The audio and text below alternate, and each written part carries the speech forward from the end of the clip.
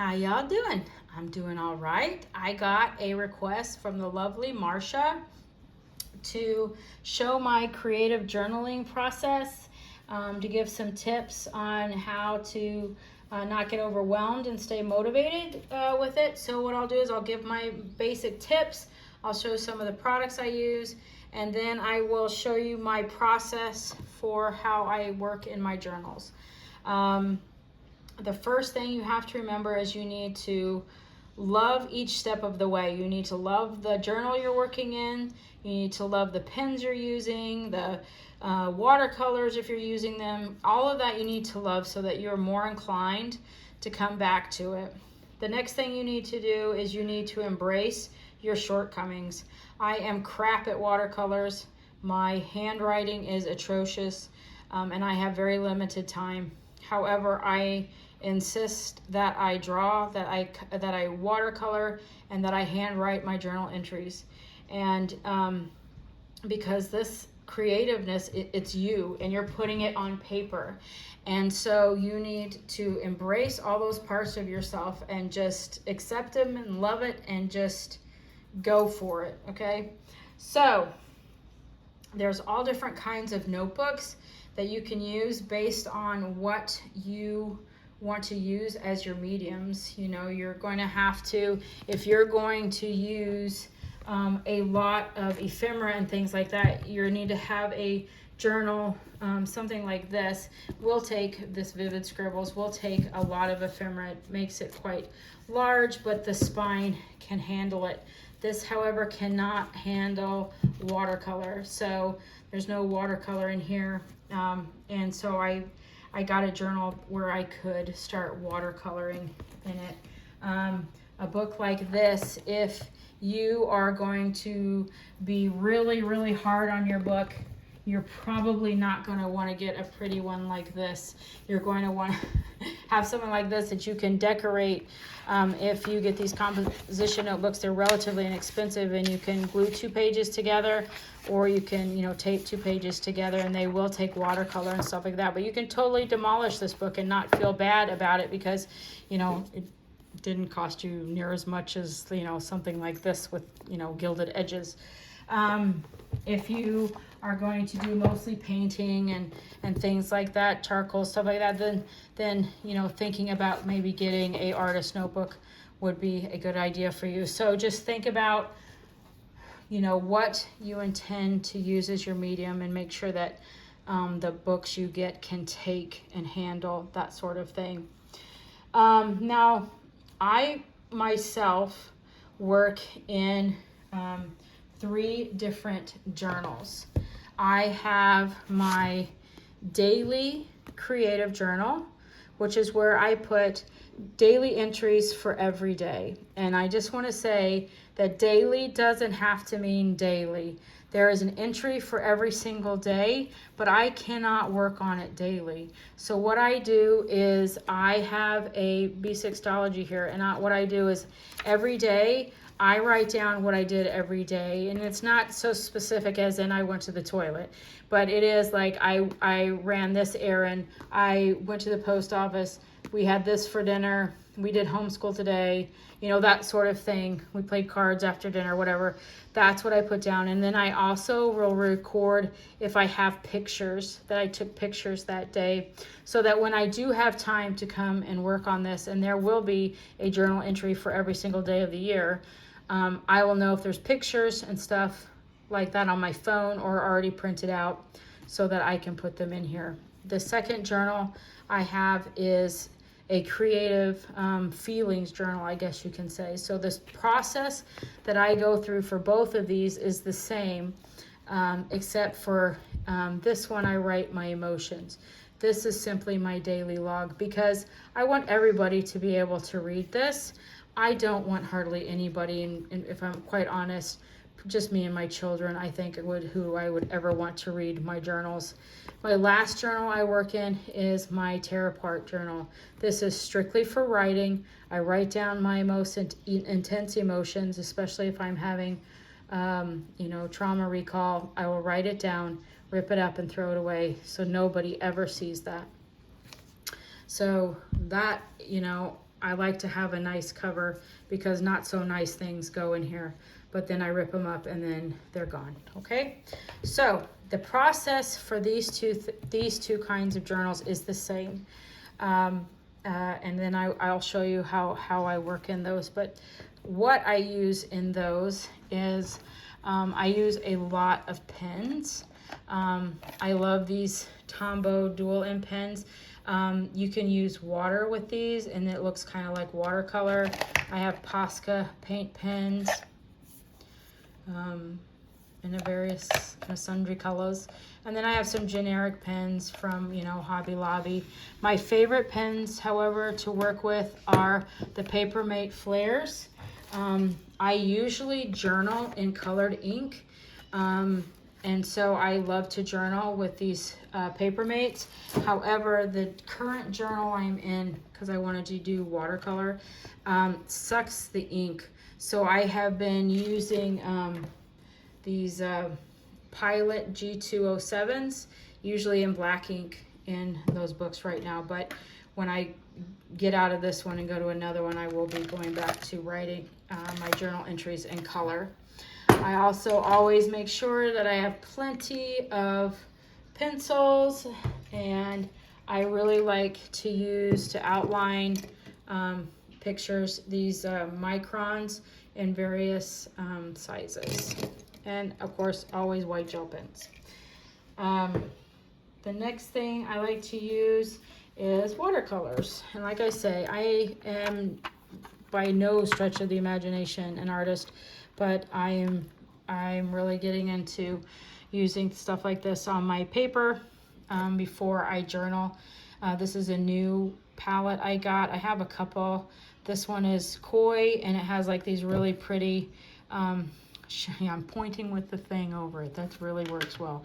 I have some shimmers and some neons that I like a lot. And so I've been working with that. That was at Hobby Lobby, and I think it was $28.99 recently. The next thing I use is my favorite thing, and that is stickers. And I have stickers in all different kinds. As far as prices go, I mean, you can get these at Five Below.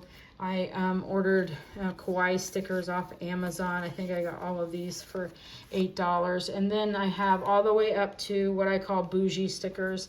And bougie stickers are the ones you get off Etsy from the planner shops, and like one sheet of this will cost like $4. So yeah, these are the bougie, but I really love them, especially from Shine Sticker Studio. It's one of my favorite planner sticker places to go. Anyway, so the next thing I do and gather is I save everything. So even this can be turned into something in my creative journals. I have a pack of, we had got these surprise toys, and they come with a sticker. So I of course save the sticker, but you can cut this off and make it into a pouch. I have this for my son's birthday wrapping paper, pictures, all kinds of magazine cutouts and things that I have saved. So this box is full, and no, this is not my only box. That's all I'll say about that. So anyway, my journaling process for both of these, for my daily entries and for my feelings journal, is pretty much the same. Again, I don't know if I mentioned it or not, but daily doesn't have to mean daily. I record everything in my B6tology of what I did, and I can go back at any time and look at it and do a page. I think it's really holding yourself to a really high standard to say that you'll do a page every day. I know with my busy life I can't, so I'll usually do a few pages on one day. Like I might do 3 or 4 pages on one day, if Sunday or something, if I get a minute, so at least it's all written down in my B6, and I know if I have pictures and stuff, and so I can remember what I did, and then make sure that I still have a page for every day of the year written down in here. So the first thing I do with my journal is I decorate it. This one I haven't decided if I'm going to decorate because it's kind of a weird thing. But anyway, I always decorate the cover, and then I decorate the inside. I usually put a picture of myself, and then I start filling it with stickers as I go, as I find things that I like. Ones like this. Put a lot of, I think like this one has a lot more. I find stickers that I really, really like, and just fill up the front. Again, if you find things that you really, really like, you're going to be more excited to come back and work on it. So as I go, I fill the front with stickers and stuff. Stickers just do it for me.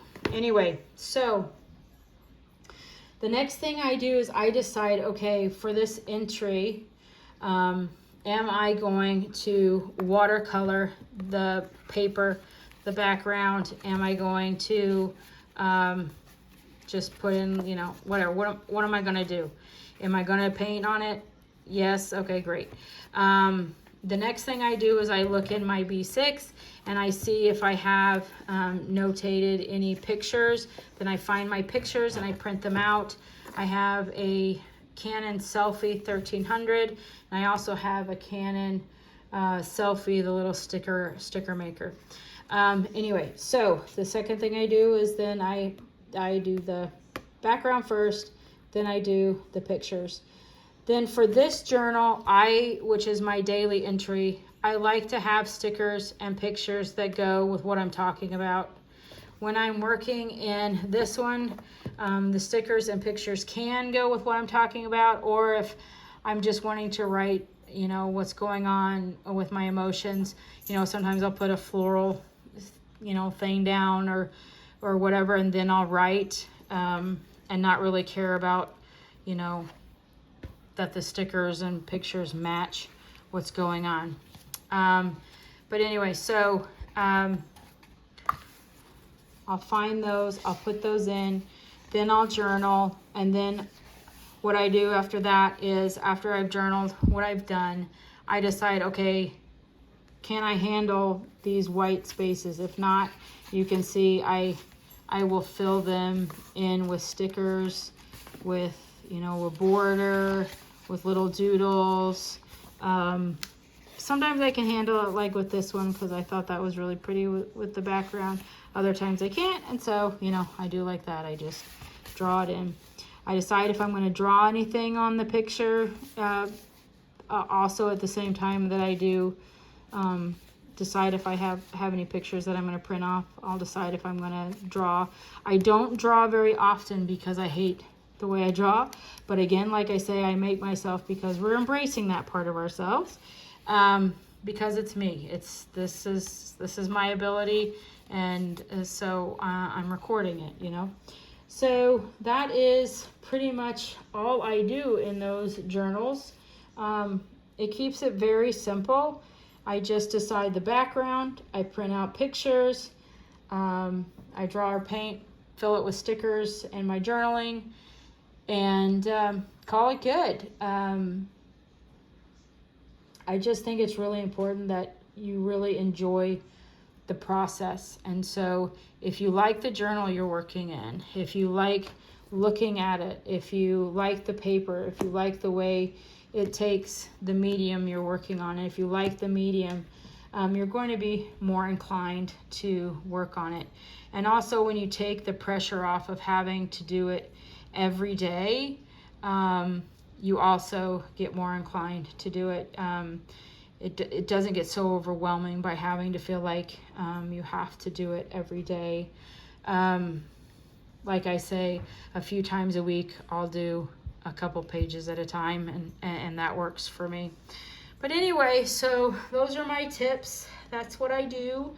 If you have any other questions, just let me know, and I'll see you in my next one.